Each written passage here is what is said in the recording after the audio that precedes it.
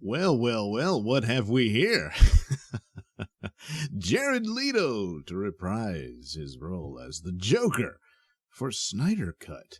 This, according to Hollywood Reporter. So, there it is. So he joins Ben Affleck, Amber Heard. Yeah, she's there too. You know, what are you going to do?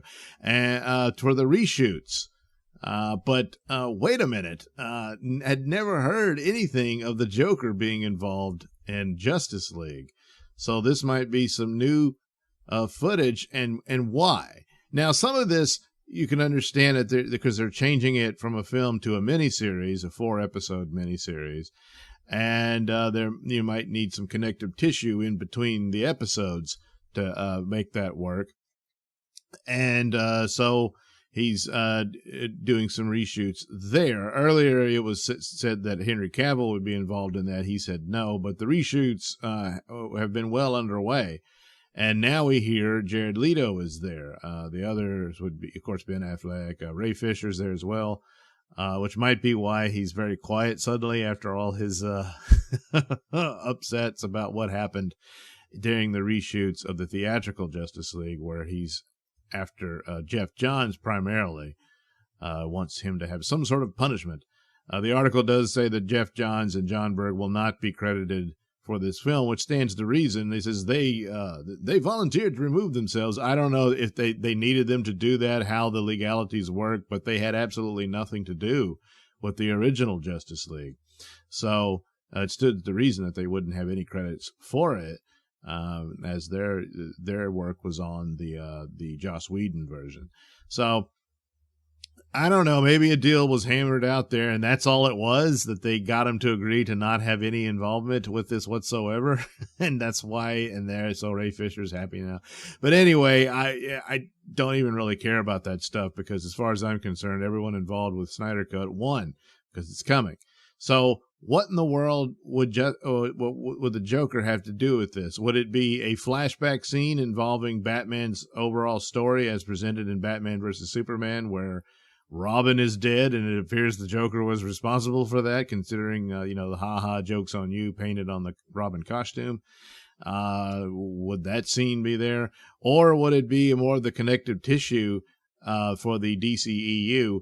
And there was some telltale signs from the Nightmare world that the Joker might have been involved with Batman's resistance movement against the forces of Apocalypse, all that sort of stuff.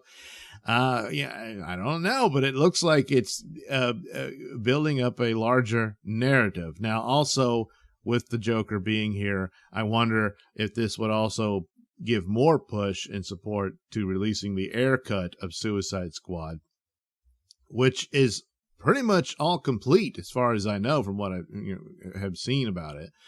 Although I would wish they'd give Air the opportunity to go back and reshoot to make it fit to his original idea, which was more connected to the overall Darkseid and Apocalypse story set up by Batman vs. Superman, where Steppenwolf was supposed to appear in that.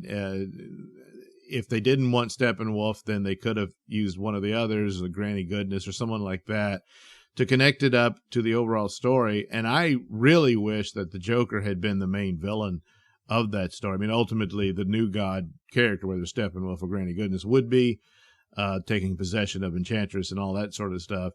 But it would have been so cool if they could have used the Mother Box as part of the storyline there, in that the Joker steals it.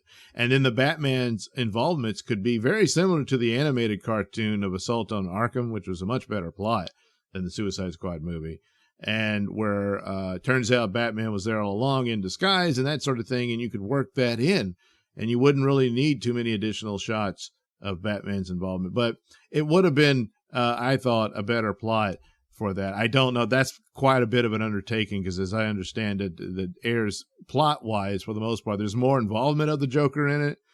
But how much different could it be from the initial movie? Hopefully there's more scenes of action and that sort of thing, rather than just them walking around through the street and talking about their feelings. Not too crazy about that.